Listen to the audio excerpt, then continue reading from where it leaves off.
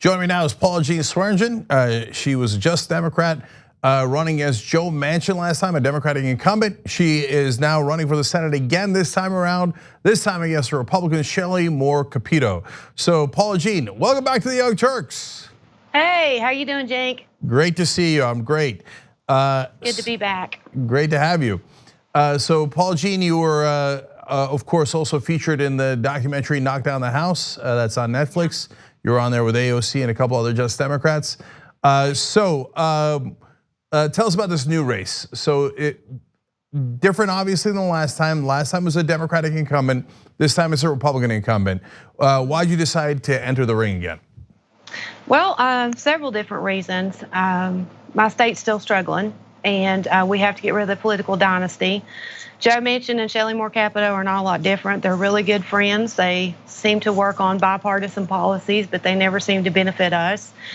And I'm expecting my first grandbaby, and I just can't sit idly by in the middle of a movement that's growing in West Virginia and not do something. A lot of people asked me to run again, and I decided to step up the plate because I feel like it's an obligation. Shelley Moore Capito, if we want Medicare for all, if we want, a living wage, if we want to actually end the addiction epidemic in West Virginia instead of putting money back into big pharma, then we're going to have a fighter in the Senate. And also, we need more progressive representatives in the United States Senate. We've got some good progressives in the House. We've got a lot of candidates running for House. And yeah, we definitely need some more support and the votes in the Senate. We need progressive values in this country, and West Virginia definitely needs help. Well, look, there's 100 reasons why people should support you for the Senate seat. But among my favorite would be the fact that you and Joe Manchin would be sitting together in the United States Senate. Yeah, and I think that's needed. I mean, that was one of the big determining factors. We did really well.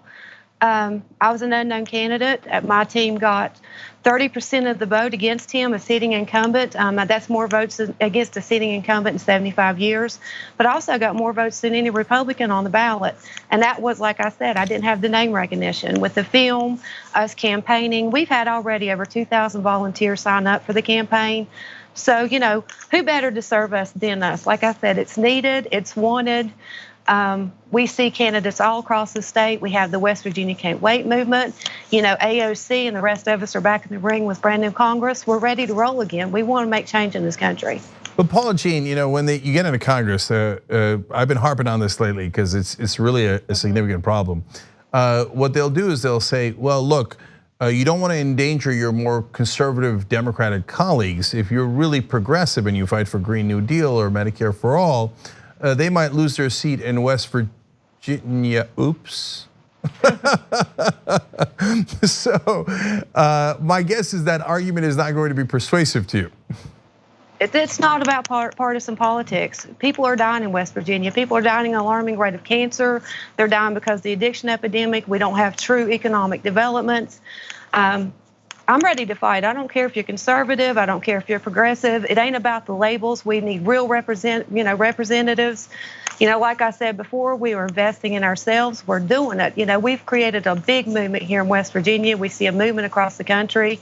People are tired of partisan politics. They're tired of a government that doesn't serve them. We see that the whole structure is broken. Like I said, who better to serve us than us? I know how to balance a checkbook. I'm out there working every day. I've buried my family to coal mining. I know what it's like with a boom and bust economy. I live in the middle of the addiction epidemic. Who better to make decisions for us but us? And we have to create that type of structure if we want to survive in this country. Well, Republicans like Capito would say, what do you mean? The people that are better suited to make decisions are giant multinational corporations. Know your role. Well, that's her best friends. That's corporations and lobbyists. She's not a people servant. We need real, true public servants. So do you know, Paula Jean, what percentage of her donations are small donors versus big donors? She's got over $2 million in her campaign account, and less than 2% are individual donations. Guys, just think about that for a second. If you live in West Virginia, if only 2% of her contributions are from actual human beings, who do you think she serves? So, but Paula Jean, that goes to the heart of the riddle that is West Virginia, because it voted for Trump more than 49 other states. There's one other state that gave him a bigger margin, but West Virginia came in number 2. Yet it has this populist streak where it loves the teacher strike, which is very progressive. It loves the coal miners sitting on those train tracks saying, I'm not gonna let you sell this coal unless you give us the paychecks that you owe us. And it used to be deeply Democratic. So what in the world is going on in West Virginia? You got to really understand the political dynamic. We have more registered independents and Democrats in this state than we actually do Republicans. In 2016, Bernie Sanders won all 55 counties. But when it went to the Democratic convention, the superdelegates, Joe Manchin, Belinda Beafor, the chair of the party, our state treasurer, John Perdue, Natalie Tennant, that used to be our Secretary of State, all voted against the will of the people. And if you're not, the Democratic Party is supposed to be representing the working class, but they're not representing the working class. And people are tired of voting for the lesser of two evils, but they also want to feel like their vote matters. And you're not going to motivate people to the polls in the general if you go against the will of the people in the primary. So, I mean, that we have to hold the establishment, Democrat, Republican, whatever party label they have, we have to hold them accountable and make sure that the will of the people is done and our voices are heard. That's why you see so many people stepping up and running for office across the country, is because they're tired of feeling like their votes don't matter. They're tired of voting for the lesser two evils, and they want to be heard. So, Paula Jean, what's your main strategy for defeating Capito? Because she's going to rely on, hey, I'm with Trump all the time. You guys like Trump, and so. And as we saw in some races across West Virginia, sometimes that works.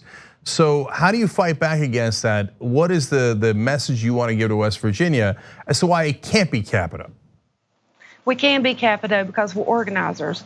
We know how to survive here in West Virginia. During my campaign, I've seen so many people in the front lines solving the problems with the addiction epidemic, talking about economic development. They were in food kitchens. They're working in food banks. This is one of the sickest and poorest states in the nation, and the people in the front lines have been organizing, like the teacher strike, like the West Virginia Can't Wait movement. We can do it because we have people power. You have to, it's name recognition. People have to know your name. Individuals that are running for office, it resonates because, like I said, who better to serve us than us? And we're just organizing. That's what we're going to do. We got 30% of the vote against Joe Manchin and Shelley Moore Capito. I challenge her not to take corporate and corporate PAC money, to sign the West Virginia Can't Wait pledge, and I'd like to see her face me, coal miner's daughter, woman to woman, beat me without all that corporate and corporate PAC money, quit serving lobbyists, and let's have a real election. But with or without her, we're organizing. Like I said, we have already over 2,000 volunteers signed up to work on this campaign, and we have people across the state that are ordinary individuals that's going to run for office. Win or lose, we're changing the narrative. We're going to hold them accountable, but we're also organizing and making sure that our voices are heard, and they're going to start making decisions for us, win or lose. All right, and so by the way, 2,000 volunteers is a lot of volunteers in West Virginia. So it's been amazing. It's been amazing. So that's a great job of organizing. Paula Jean, what are the main policy positions that you're going to run on in West Virginia? I'm running for Medicare for all. We need a good economic, diverse infrastructure. We have to invest in our schools, our roads. We have to have clean water, clean sewage systems so we can invite more business to West Virginia. One of the things that I did during my last campaign, and I didn't advertise it a lot, I went in and talked to a lot of leaders with the addiction epidemic. And what we've seen a lot, and Shelley Moore Capito and Joe Manchin have been pitching it together, drug replacement therapy plays a role in ending the addiction epidemic, but what has worked the most is we have people that have created these long-term recovery systems. And we should have them on every corner of the state, but we don't. They're underfunded. They don't have the support of medical providers. They don't have support of social workers. And like I said, all the money that comes in to end the addiction epidemic goes right back into the pharmaceutical company. We need to support those systems. We need to make sure they're funded, and we need to make sure that we have one on every corner to combat this epidemic, and also go against Big Pharma and make sure they don't ship pills to the capacity that they have in their communities like they have.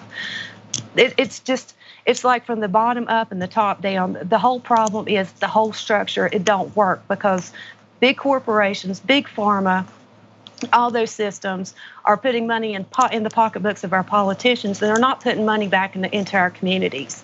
And so that's what we need to do, is we need to create a structure, put in legislation that, we need to put money into states like mine to restructure the economy, not just gas, not just coal. We need a diverse, fair economy like solar, wind, hemp. There's all kinds of things.